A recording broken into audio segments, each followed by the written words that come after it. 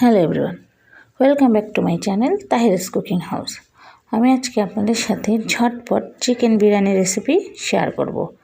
হঠাৎ যদি খেতে ইচ্ছে করে আপনারা কিন্তু ঝটপট এভাবেই চিকেন বিরিয়ানিটা রান্না করতে পারেন। বাসায় থাকা উপকরণ দিয়েই কিন্তু এই রান্নাটা করা যায়।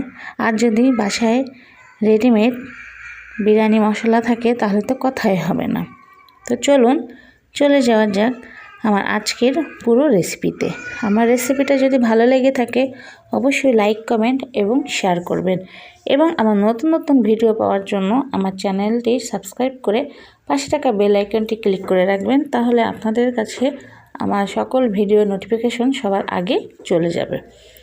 আর আমার রেসিপিটা কেমন লেগেছে অবশ্যই আপনারা কমেন্ট করে জানাবেন, এবং আপনারাও কিন্তু বাসায় এভাবেই বিরিয়ানি রান্না করবেন। তো চলে যাওয়া যাক পুরো রেসিপিতে। আমি প্রথমেই কড়াইতে দিয়ে দিব তেল, তারপর এর ভিতরে দিয়ে দিব পেঁয়াজ কুচি। এবার আমি পেঁয়াজগুলো ব্রাউন করে ভেজে নেব। আমি দেখতেই পাচ্ছেন ব্রাউন করে ভেজে নিয়েছি। এবার এর ভিতরে দিয়ে দিব আদা রসুন বাটা। আমি খুব ভালোভাবে ভেজে নেব তেলে, যেন কাঁচা স্মেলটা চলে যায়। এবার এর ভিতরে দিয়ে দিব 4-5টি কাঁচামরিচ। আমি কাঁচামরিচগুলো কিন্তু কেটে নেইনি। এবার এর ভিতরে দিয়ে দিব আমি জিরা ও গরম মশলা বাটা। আপনারা চাইলে গরম মশলাটা কিন্তু আস্তেও দিতে পারেন, আমি বেটে দিয়েছি। বেটে দিলে বিরিয়ানির স্বাদটা অনেক বেশি ভালো হয়। এবার সামান্য পানি দিয়ে আমি মশলাটা কষিয়ে নিব। আমি যতক্ষণ না পর্যন্ত তেল উঠে আসবে ততক্ষণ কষাবো। এবার এর ভিতরে দিয়ে দেব সয়া সস এবং টমেটো সস। এই দুইটা সস কিন্তু অপশনাল, আপনারা দিতেও পারেন আবার নাও দিতে পারেন। আমার কাছে দিলে মনে হয় বিরিয়ানির স্বাদটা আরও বেড়ে যায়। এবার আমি আবারও নাড়াচাড়া দিয়ে এর ভিতরে দিয়ে দিব লবণটা স্বাদ মতো দিব। এবার দিব আমি ধনিয়ার গুঁড়া। এই দুটি মশলা দিয়ে আমি আবারও ভালোভাবে নেড়ে চেড়ে নিব। এবার এর ভিতরে আমি দিয়ে দিব বিরিয়ানির রেডিমেড যে মশলা থাকে সেটা। আপনারা কিন্তু চাইলে এটা স্কিপও করতে পারেন, আপনারা ঘরোয়া মশলা দিয়ে করতে পারেন। আমার কাছে ছিল তাই দিয়ে দিলাম। এবার আমি দিয়ে দিব এর ভিতরে মাংসটা দেওয়ার আগে আমি খুব ভালোভাবে আবারও মশলা কষিয়ে নিব। তো আমি কিন্তু মাংস আলু কোনোটাই ভেজে নেই নাই, সরাসরি দিয়ে দিলাম। আপনারা চাইলে ভেজে নিতে পারেন। মাংস খুব ভালোভাবে মশলার সাথে কষাবো। আপনারা আমার আশপাশে অনেক আওয়াজ শুনতে পাবেন, বাচ্চার কান্নাকাটি। আমার বাসায় 2টা ছোট বাচ্চা আছে, আপনারা দয়া করে কেউ কিছু মনে করবেন না, ইগনোর করবেন। তো আমি আবারও খুব ভালোভাবে মশলা এবং মাংস আলু সব মিশিয়ে নিব। আমি সামান্য পরিমাণ পানি দিয়ে দিব যেন মশলাগুলো মাংসের ভিতরে প্রবেশ করে। এবার দিয়ে দিব 1 কাপ পরিমাণ তরল দুধ। এটা স্কিপ করতে পারেন, আপনারা এখানে চাইলে গুঁড়া দুধও দিতে পারেন, আবার চাইলে দুধ নাও দিতে পারেন। এবার আমি ঢাকনা দিয়ে ঢেকে কিছুক্ষণ রান্না করে নিব। তো এই যে দেখতে পাচ্ছেন আমি কিন্তু খুব ভালোভাবে মাংস আলু সব কিছু রান্না করে নিয়েছি। এবার এর ভিতরে দিয়ে দিব আমি পোলাওর চাল।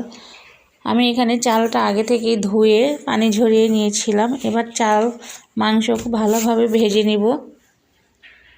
খুব ভালোভাবে ভাজার পরে এর ভিতরে এবার আমি যতটুকু চাল নিয়েছি তার দ্বিগুণ গরম পানি দিয়ে দিব। এখানে কিন্তু গরম পানিটাই ব্যবহার করবেন, কোনো রকম ঠান্ডা পানি ব্যবহার করা যাবে না। তো আমি খুব ভালোভাবে কষানোর পরে দিয়ে দিলাম পরিমাণ মতো পানি। তো পানিটা দেওয়ার পরে আমি কিন্তু একটু নাড়াচাড়া দিয়ে ঢেকে দিব। আর আমি কিন্তু চালটা দেওয়ার পরে লবণ দিয়েছিলাম আর একটু, সেটা স্কিপ হয়ে গিয়েছে আর আমি কিন্তু কোনো রকম টেস্টিং সল্ট এখানে ব্যবহার করি নাই। টেস্টিং সল্ট কিন্তু খাওয়া শরীরের জন্য খুবই ক্ষতিকর। এবার আমি ঢাকনা দিয়ে ঢেকে দিব। তো এই যে ঢাকনাটা খুলে দেখাচ্ছি, পানিটা কিন্তু অনেকটাই শুকিয়ে গিয়েছে। এবার আমি আবার একটু নাড়াচাড়া দিয়ে নিব। আর কালারটা দেখেছেন, দেখে কিন্তু অনেক লোভনীয় মনে হচ্ছে। আর এই বিরিয়ানিটা কিন্তু অনেক বেশি মজা হয়েছিল, বাসার সবাই অনেক মজা করে খেয়েছিল। তো আপনারাও কিন্তু চাইলে ঝটপট এভাবে বিরিয়ানি রান্না করে ফেলতে পারেন। তো আমার বিরিয়ানিটা কিন্তু এই যে দেখতেই পাচ্ছেন হয়ে গিয়েছে। এবার আমি পরিবেশন করে দেখাবো ঠিক কতটা পারফেক্ট হয়েছিল আমার এই বিরিয়ানি। কিন্তু ঝরঝরাও হয়েছিল, অনেক বেশি ইয়াম্মি হয়েছিল।